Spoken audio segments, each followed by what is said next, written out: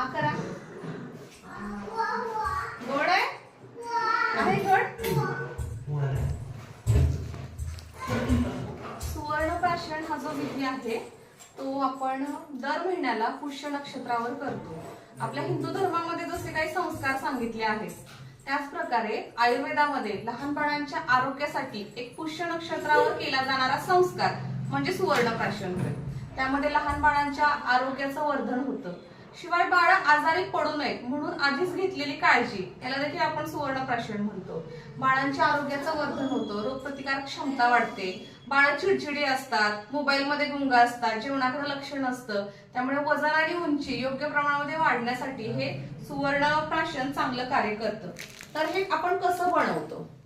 पुष्य नक्षत्रा दिवशी चंद्राच्या सावलीमध्ये शांत अशा मनोवृत्तीनं देवाचं नामस्मरण करून आरोग्याचा मंत्र म्हणून आपण सुवर्ण भस्म, वचा, वेखंड आणि मध हे समप्रमाणामध्ये घेतो आणि त्याचं एक चाटण स्वरूपामध्ये देण्यात येईल असं लिक्विड स्वरूपाचं एक आपण सुवर्णप्राशन नावाचं द्रव्य बनवतो. आणि ते देताना बालकांच्या कपाळावर आपण हात ठेवतो, उत्तम आरोग्य लाभावं त्यासाठी एक मंत्र म्हणतो आणि त्याचं प्राशन बाळांना करायला सांगतो. आणि टेस्ट मध्ये हे गोड असतं त्यामुळे बाळांना हे घ्यायला फार चविष्ट वाटतं. समदोषाः समग्निश्च सममलप्रिया प्रसन्न आत्मेंद्रिय मनाः स्वस्थ इत्याभिधीयते. आ करा.